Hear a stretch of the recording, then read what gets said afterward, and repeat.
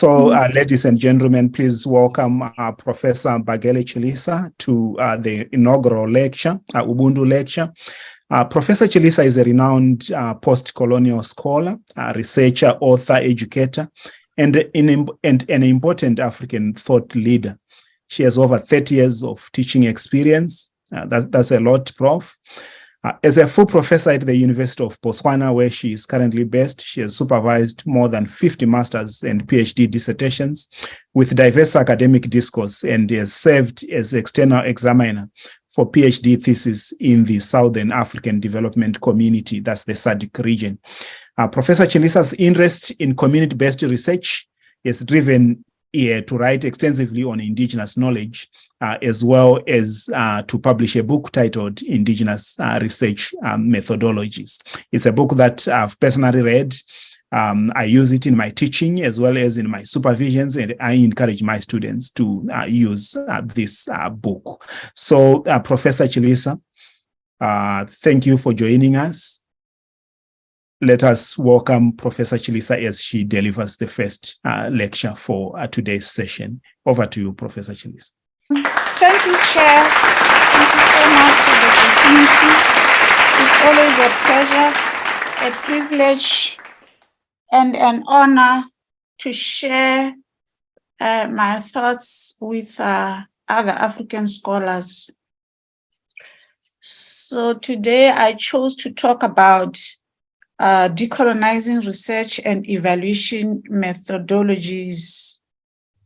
I start off with my understanding of what social workers do. Then I talk about the challenges that are there for social workers and others as evaluators and researchers.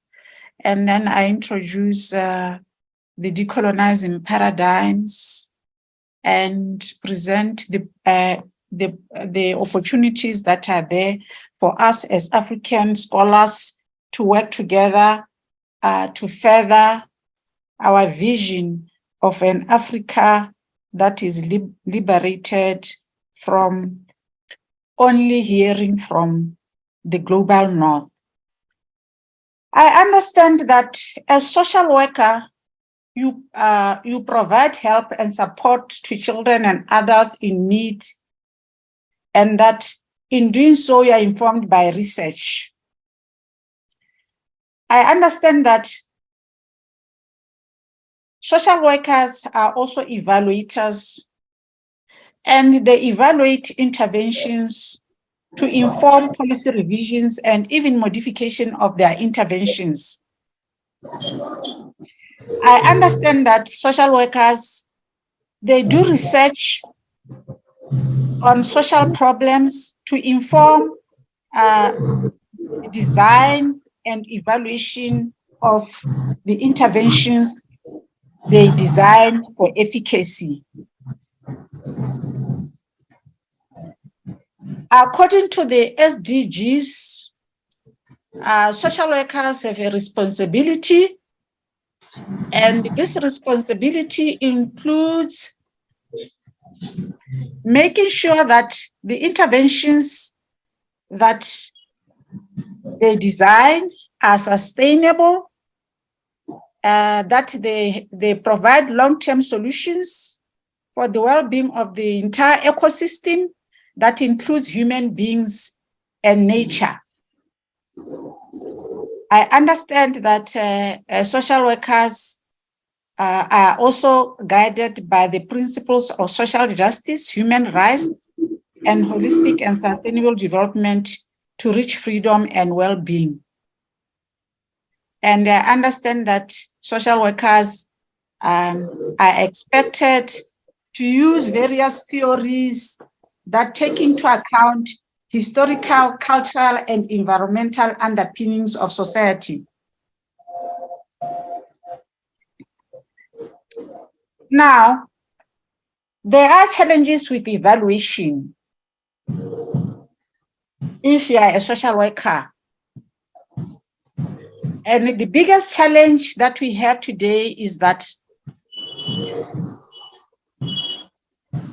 the paradigms that we use, the world views that we use that inform how we do evaluation have been informed by the ways of knowing of the West, the ways of seeing reality of the West, and the value systems of the West, and are also driven by Euro-Western methodologies.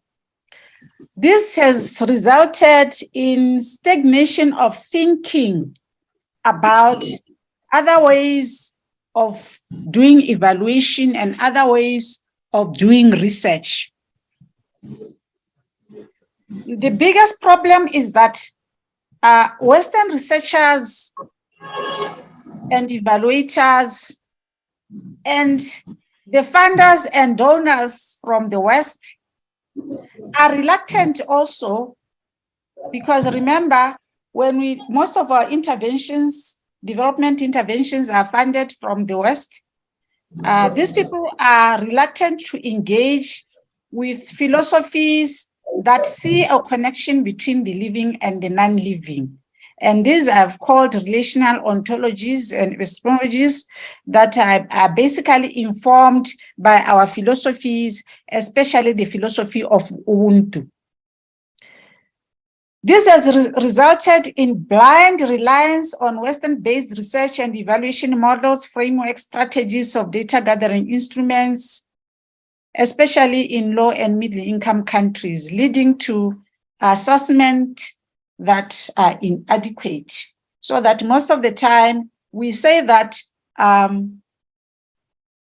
interventions are successful, while on the ground, nothing has changed. This has led people to talk about the methodological colonialism, where you get funding and the funder tells you how the intervention should be implemented and how it should be evaluated, leading also to funder colonialism. Also, in low and middle income countries, evaluation carries with it power and colonial attitude that whatever is from the North is considered as superior. Some interventions, of course, that you may think they're helping the poor, they cause harm to the environment.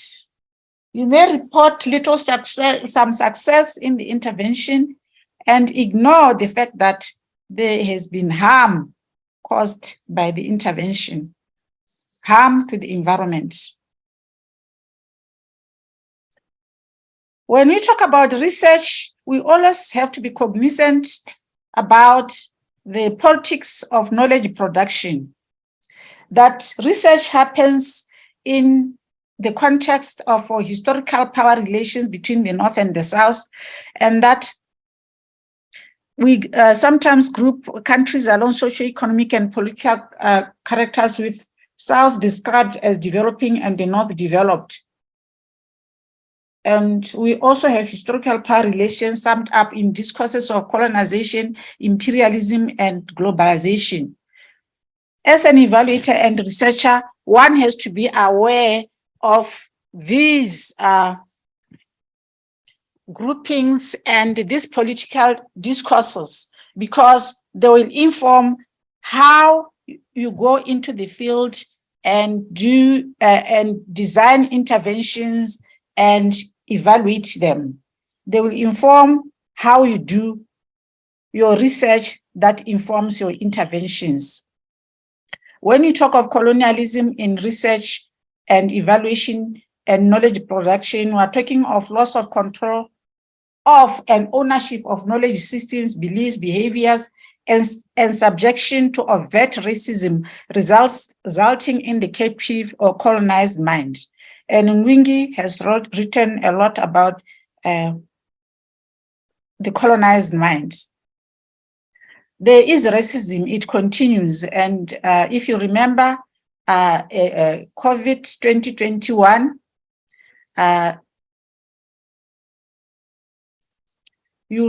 you will agree with me that the research that was reported, or the article that was reported during COVID-19 of 2 French doctors accused of racism speaks to the current practices in research. We are told that 2 French doctors were accused of racism after they suggested that a trial on whether a tuberculosis vaccine would be effective against coronavirus should be conducted in Africa, because in Africa there are no masks, there are no treatment, no resuscitation. A bit like as is done elsewhere for some studies on AIDS. In prostitutes, we try things because we know they are highly exposed and that they do not protect themselves. So Africa was going to be used as a laboratory because under the stereotype and prejudice that we have nothing to lose, even if we are exposed to dangerous interventions. That is racism in research, and it continues, and one has to be aware of how to see racism in the research that we do, especially because at times we do a lot of collaborative research. And Blount has come up with these stereotypes about the North and the South that can help researchers and evaluators analyze analyze and interpret the work they do to detect the stereotypes. Blount has said that in the book, The Colonizer's Model of the World, he shows how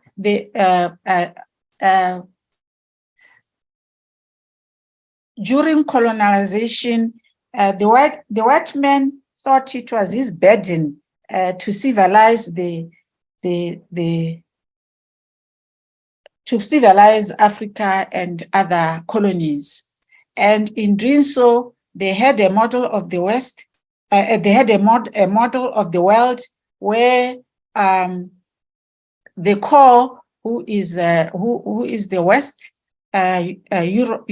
Euro-Western, where they are credited with inventiveness. They can invent. That is why we'll give them raw data in the form of the data that we collect, and then they'll put the raw data into theories about us, and theories that when they present to us, we may not even recognize. So they are credited with inventiveness, with intellect, with theoretical reasoning, with the discipline, with science, with progress. And the colonized, us, we are credited with imitativeness. We imitate the West. We take their theories, their models, irrationality, and sorcery and stagnation, so that when you are an evaluator and you are looking at a clinic and evaluating the clinic and saying, this was meant for the poor and the villagers who could not afford expensive private practice, but they are not coming to it because they say that this is built on a sacred ground. Then you'll say, there it goes. Sorcery, they believe in sorcery, they believe in witchcraft, a sign of lack of progress.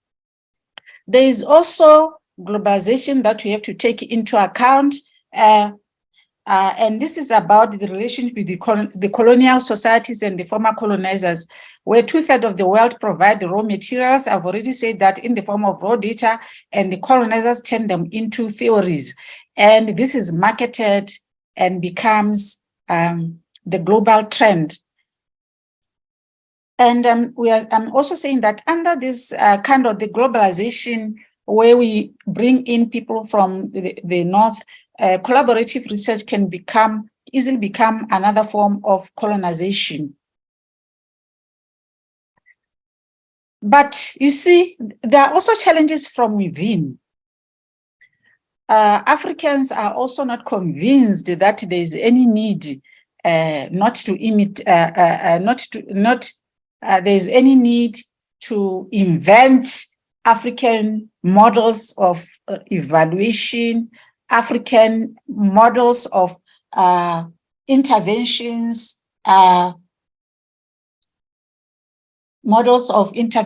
when we design programs for our people, especially social workers, because the bulk of your work is in looking at the social problems and seeing what you can do to help. What do you do? The challenge is some people think you should just borrow from what is already existing and stop reinventing the wheel, because they say the wheel is universal.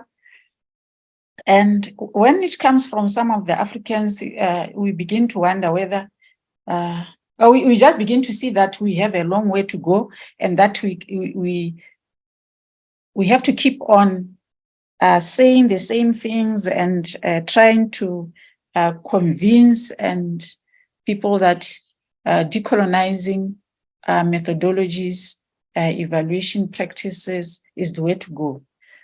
Here I cite one of the authors who is African, who writes that most indigenous African conceptions of causality, beliefs in magic and supernatural powers, which are associated with African indigenous philosophy of Ubuntu and communalism, cannot systematically and scientifically be proven. So he's saying, why talk about Ubuntu and how Ubuntu can be used to address some of the problem? Why talk about Ubuntu and use it as a base for theorizing about interventions, for theorizing about evaluation models, for theorizing about research paradigms? But you see, the African university is also a problem. We like collaborating, which is good, because our governments do not provide enough money for funding. So we rely on the West for funding. And sometimes the catch is, if you want to be funded, then you have to partner with Western universities. And the reality is that collaboration has become a form of colonization. Collaborating lets us profit from adherence and mimicry of Euro-Western exports in the form of models, theories, paradigms, formulas, which are marketed in books, journals, grants, franchise. And basically, we are prone to using Euro-Western standards, and we judge ourselves with those. Summing up the research politics discourse, people are saying that we have a problem when any group within a large complex civilization significantly dominates other groups for hundreds of years.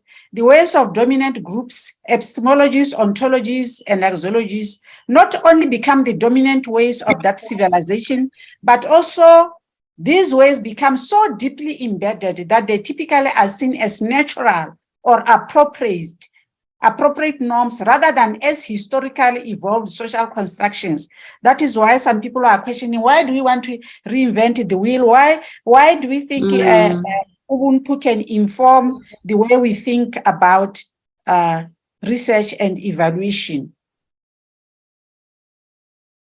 And Shurish tells us that our current range of research epistemologies, from post-positivism to post-structuralism, arise out of the social history and culture of the dominant race. These epistemologies reflect and reinforce that social history and that social group, and this has negative results for the people of color in general and scholars of color in particular. So what is the mood right now? The mood is that even Europe, they are saying that it's time that we speak out. It's time that they hear from us. And we hear from these renowned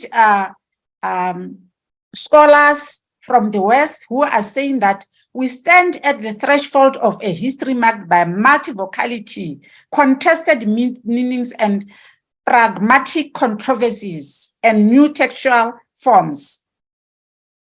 And they're saying that at some descent down this path, when its history is written, we'll find that this has been an era of emancipation from hearing only the voices of Western Europe, emancipation from seeing the world in one color. And so here we go. People are expecting to hear from us. So what do we want to achieve? We want to make visible, we are invited to make visible indigenous science, cultural paradigms informed by assumptions about relational ontologies,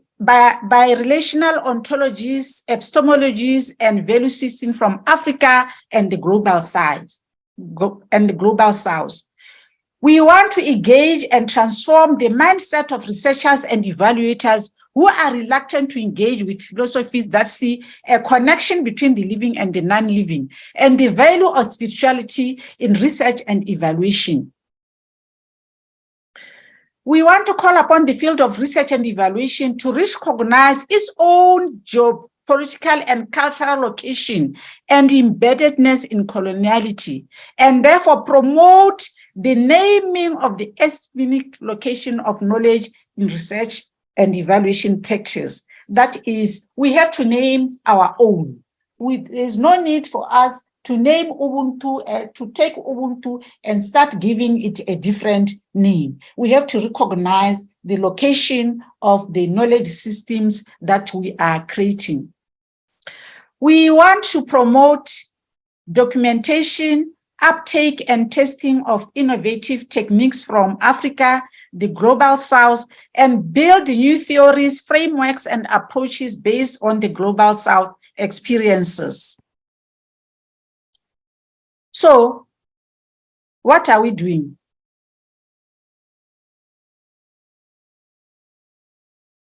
Africa is imagining paradigms.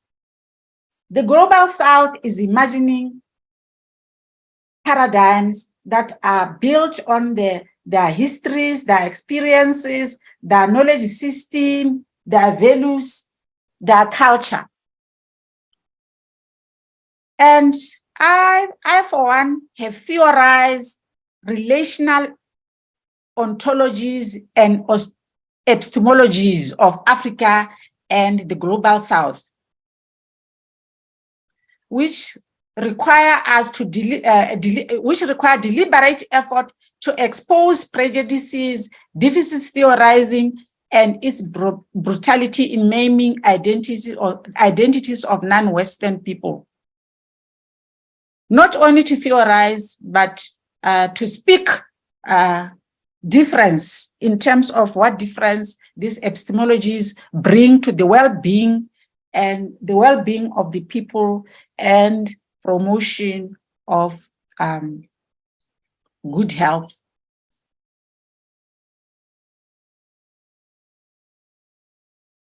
We want to theorize about relational ontologies and epistemologies that enable researchers and evaluators to reflect on their roles as colonizers, imposing and reproducing dominant discourses and depicting the research as ignorant, incapable of imagining better lives for themselves.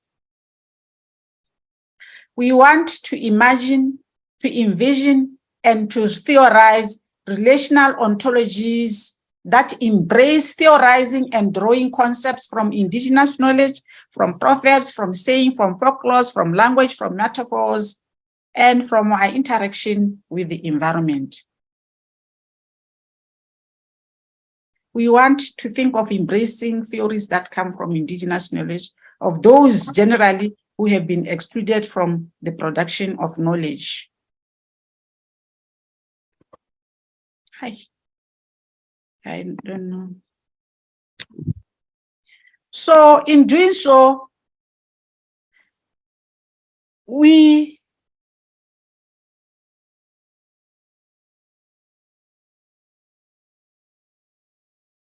we try to decolonize the paradigms. Currently, our thinking is dominated by the 4 research and evaluation paradigms. That is the post-positivist, the constructivist, the pragmatic, and the transformative. We are imagining an indigenous science paradigm. And this indigenous science paradigm is an umbrella for indigenous cultural paradigms coming from the South, coming from Africa, and taking different names. These paradigms have informed also the way we think about evaluation. Evaluation has been theorized by Western scholars in the form of a metaphoric tree. And these trees have branches that correspond to the paradigms. The methods branch, for example, correspond to the post-positives, the use to pragmatic, social justice to transformative, and values to the constructivist. You see that we now have a needs and context branch. And that needs and context branch is an imposed branch that I imposed, which in my thinking should represent the indigenous science paradigm.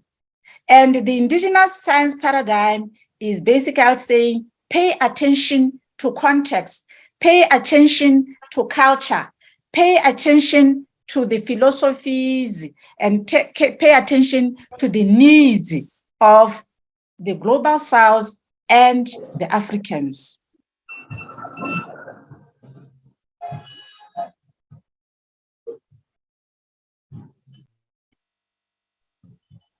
So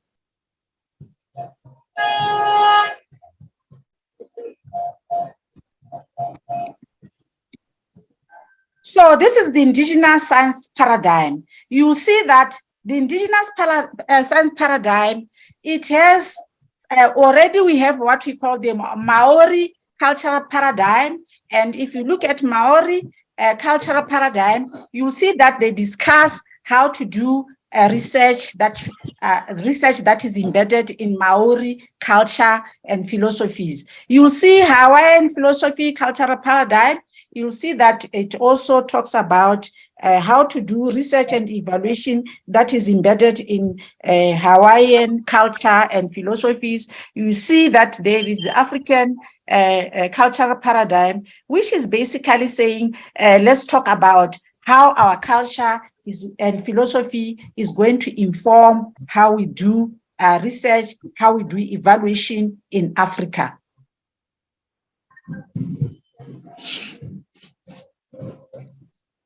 So in Africa, I came up with, I've called a post-colonial indigenous paradigm, which is, of course, if you look at the book and some of the writings that I do, you'll see that I talk of a post-colonial indigenous paradigm coming out of Africa, and which is informed by discourses on development, not the dominant development theories, but the marginalized development theories like sense work on development as freedom.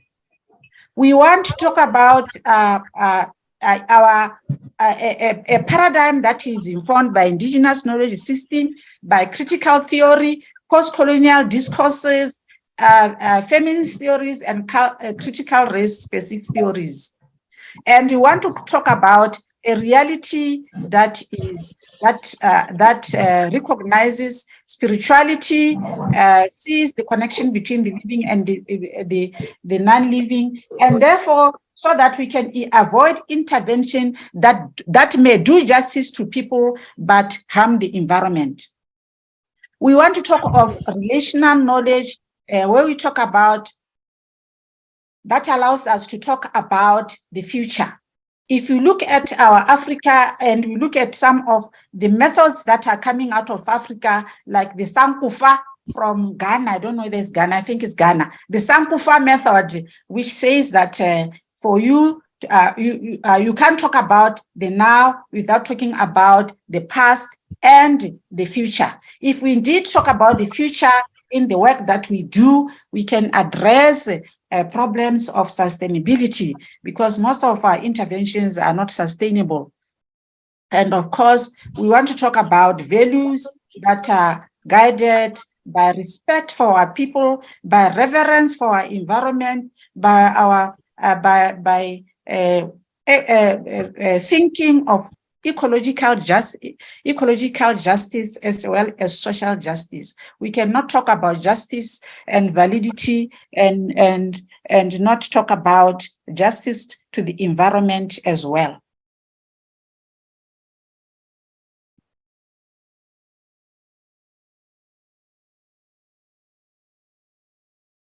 So what is the progress and what are the opportunities? In Africa, scholars, we need to work together. We need to cite each other. We need to recognize each other. And I'm saying here that already there is a lot that is happening, and we only have to make it visible. In the African Evaluation Association, for example, has proposed what they call African-rooted evaluation, and which is evaluation that is rooted in African worldviews, cultures, and evaluation that shows the importance of indigenous tools and African methods and African knowledge systems. And they've now come up with what we call the Made in Africa evaluation, which is an umbrella name for evolving approaches, frameworks, models, and evaluation models that are guided by diverse philosophies, cultures, values, histories, languages, and so on. And they talk about an evaluation that has a decolonization intent and apply African paradigms, as, for example, the Afrocentric paradigm. The Made in Africa evaluation is also informed by a synthesis paper on the Made in Africa evaluation, which was commissioned by AFRIA. It is available for people to see, to read, so that you can see, because the synthesis paper summarizes the methods that are coming out of Africa, the philosophies, the frameworks, the work, like our professor today, who is going to present after me. You'll find that his work is also summarized in that synthesis paper. And for me, the Africa Social Work Network can benefit from reading the synthesis paper on the Made in Africa evaluation, because that will also help them to do evaluation that is informed by African views. I believe that the African Social Work Network is doing a good job. They have the decolonization calculator, which I loved. I went through the website and I was highly impressed, because they are they're taking a deliberate effort to operationalize decolonization of evaluation.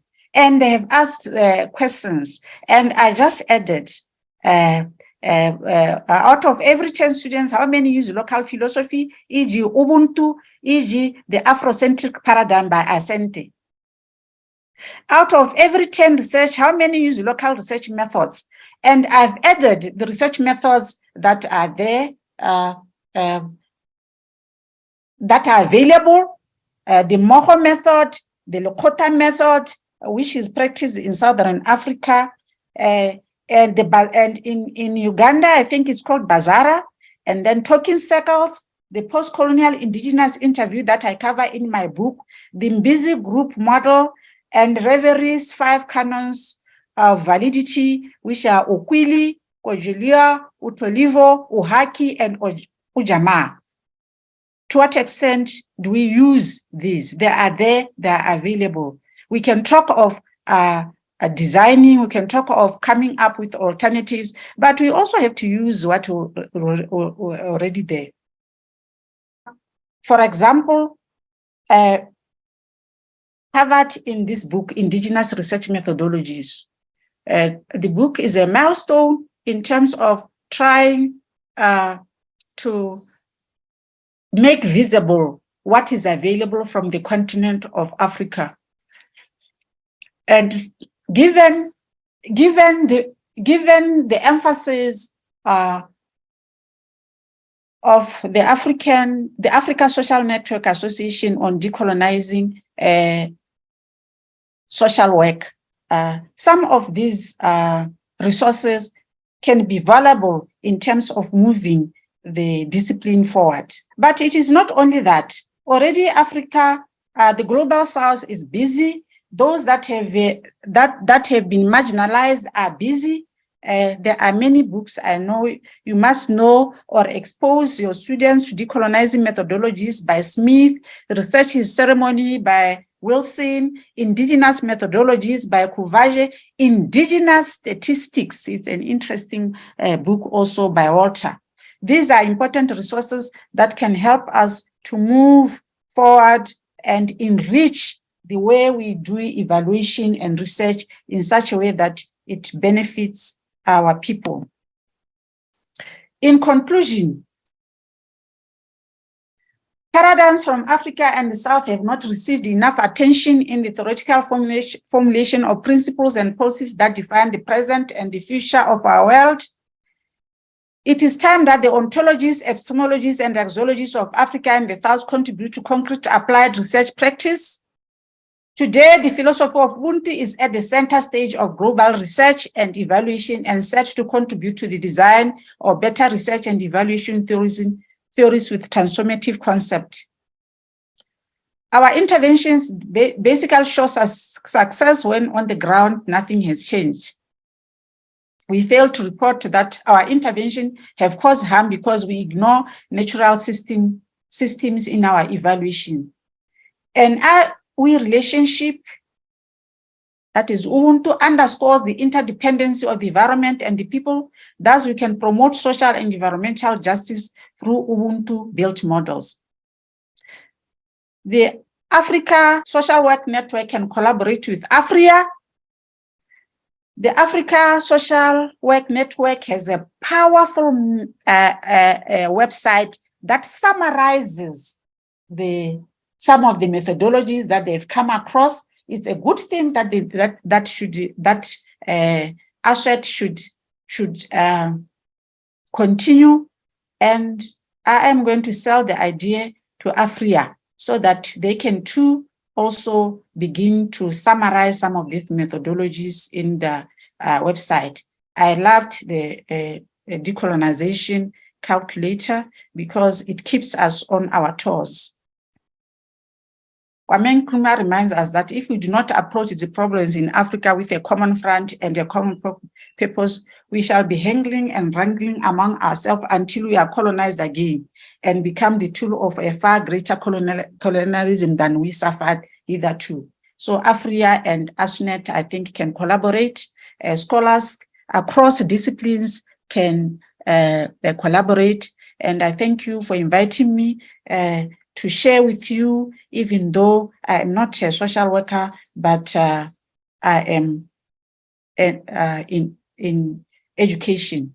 And Kwesipra encourages us to continue to do things for ourselves, saying that we cannot, in all seriousness, study ourselves through the eyes of other people's assumptions. I'm not saying we must not know what others know or think of us. I'm saying we must think for ourselves like others do for ourselves. So decolonization is an important. It's very important.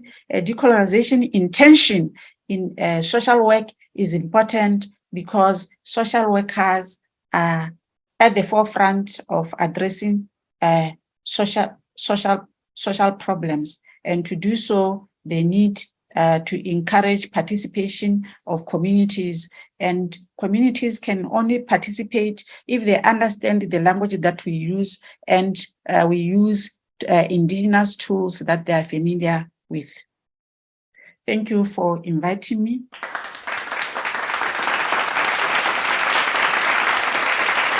Thank you. Thank you very much, Professor, for taking us through what it means to decolonize, for taking us through what I think are two dimensions in terms of where we are in terms of the decolonization project. And from your lecture, you did allude to two issues, pressure from outside, but also us as Africans. There's also some issues that we should talk about from within. From outside, you did talk about the position that funders occupy when it comes to research, when it comes to evaluation, when it comes even to education. So funders do play a role, and we need to be thinking about what role does funding that we receive play in this. From the outside perspective, you did talk about collaborations. So at times people we collaborate with, where they are coming from, the philosophies they have, and the things that they prioritize, there may be a difference there, and we need to be cognizant of that. You talked about several other issues that impact research and evaluation from an external point of view, but you did then go further to say there are also issues within. And I do like the aspect of the imperial university, our own educational system, being a system that teaches us to reproduce, that teaches us to imitate. And that's the whole educational system represented by the university that you talked about. That's an important idea. You even go further to say that ourselves as researchers and teachers and learners, do we cite each other's work? Do we read each other's work? What do we prioritize when we are writing and reading? I think that was very, very powerful. So it's not about external pressures, but also what we do as African writers, researchers, teachers, as well as learners. Thank you so much for that. Now we move on to questions and answers. Mohammed, please, can I just want to ask Professor a question. Is that okay? Yes, that is very much okay. Okay. Please, because I'm just in my early year as a researcher, so I'm an African in diaspora, and I'm currently a PhD student at the University of Wollongong. So, and my supervisor is very hell-bent on, it's very more about, using indigenous methodology. And what I want to check with you guys, what is the implication of, because as an early researcher in the Western system, what is the implication of using these theories?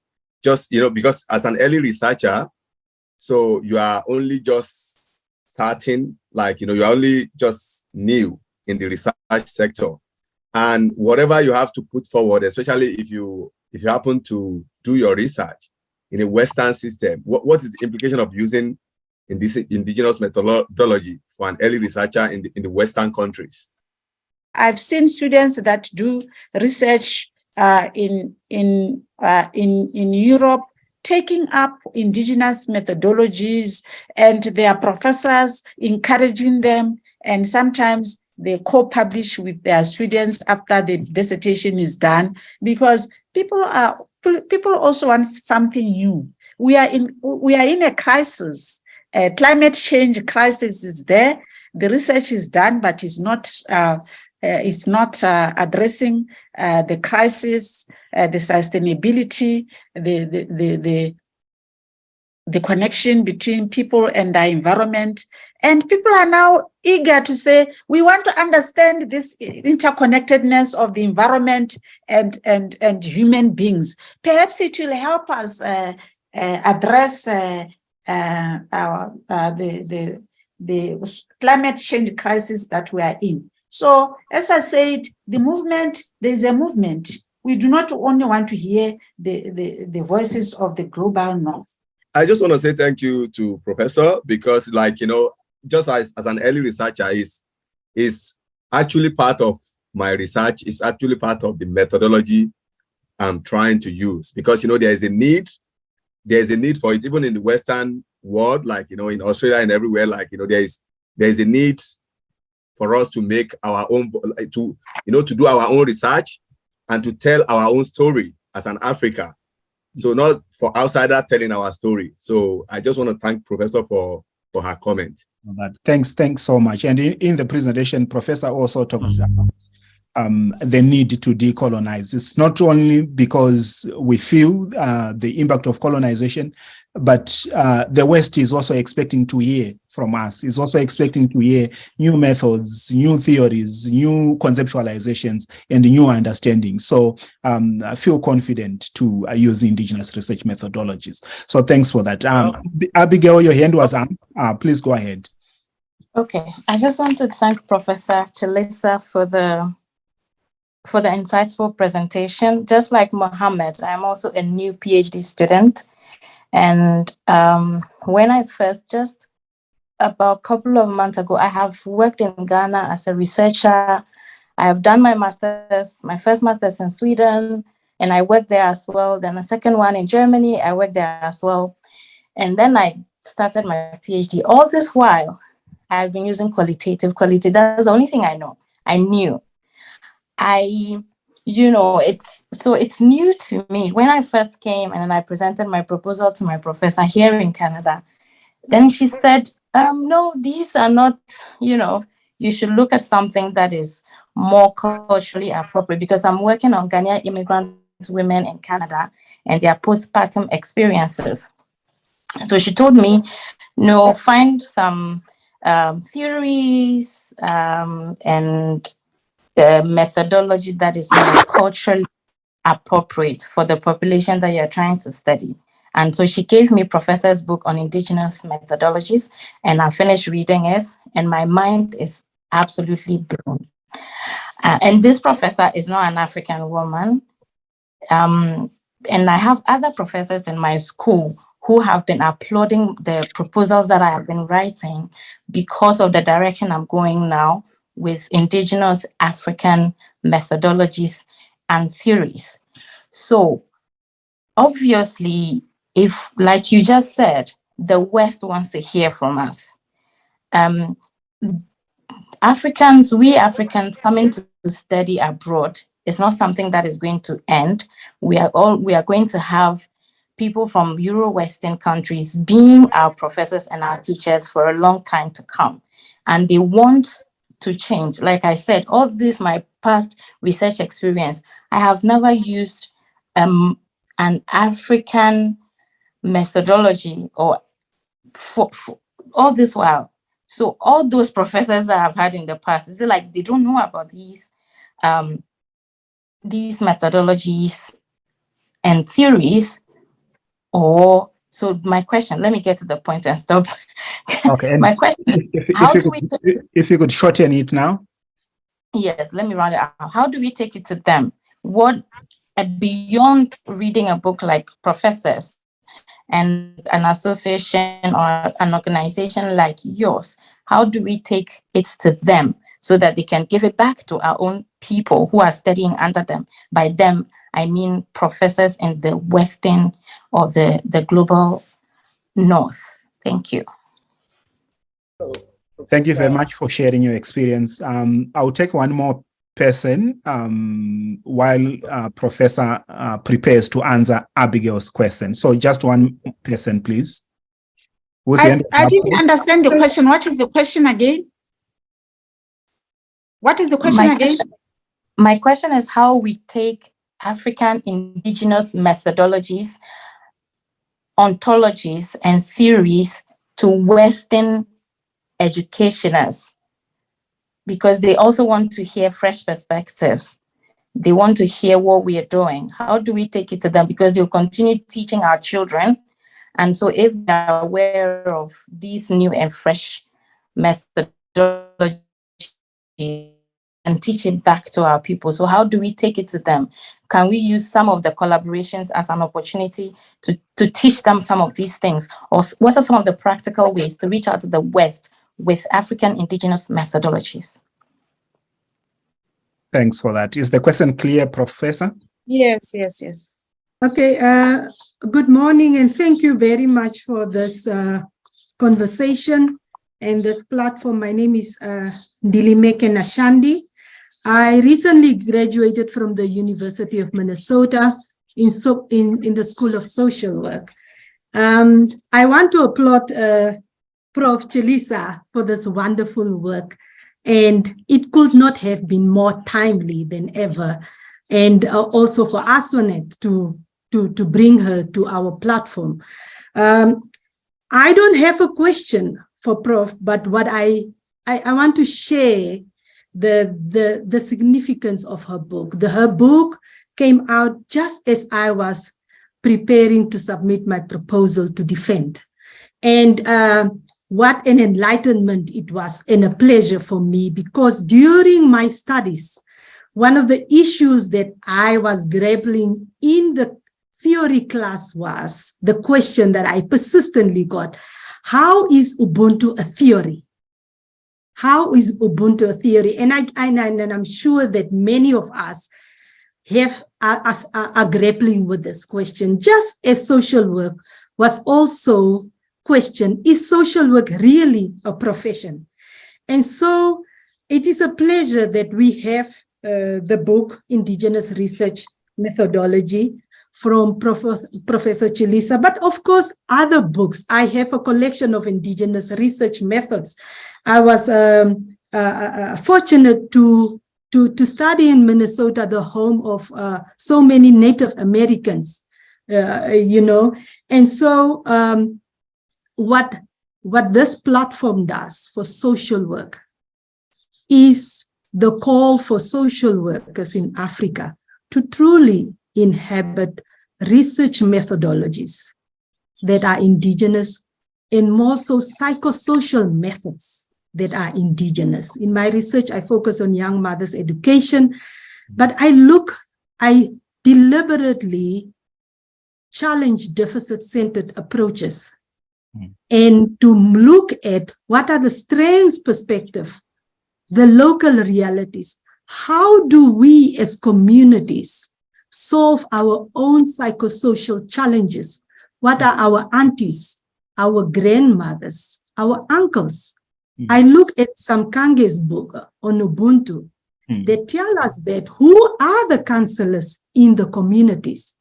And so I bring those talks, I look at that literature and bring it in my classes and ask my students to go back to their uncles, to their aunties, and to their parents and ask them, when you were experiencing, when in communities we were experiencing psychosocial challenges.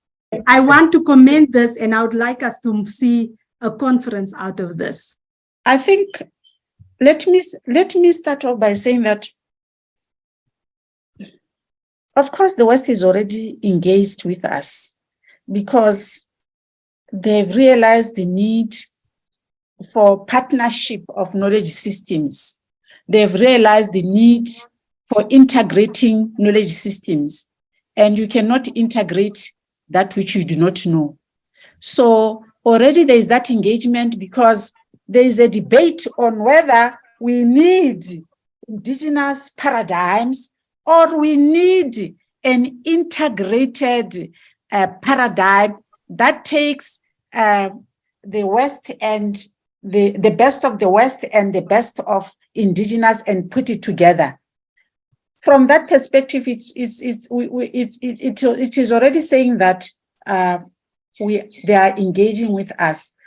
But I think this is also a good question because some people will say that, oh yeah, if you try to talk about indigenous paradigms as a separate paradigm, the West won't engage.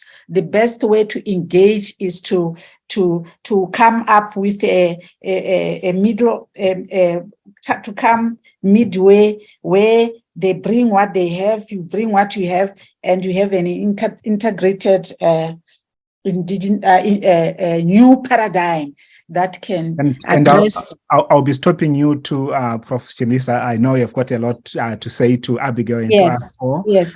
Would you mind going to the other question? Yes. Indigenous knowledge are a form of literature. We can use indigenous proverbs. We can use folklores. We can use legends as a basis for literature that inform us about the past. Thank you. Yes. Thank you very much, Professor Chilisa. I'll ask Thank the you. audience to put questions in the chat. If we've got a bit of time at the end, we'll have those questions answered. We can also pick your questions from the chat for responses later on. So thank you so much, everyone, for the engagement. More importantly to you, Professor Chilisa, for taking us through what indigenization means, what is happening, where gaps are, and what we could do as individuals. I will hand over this time to Charlotte to lead the next part of the lecture.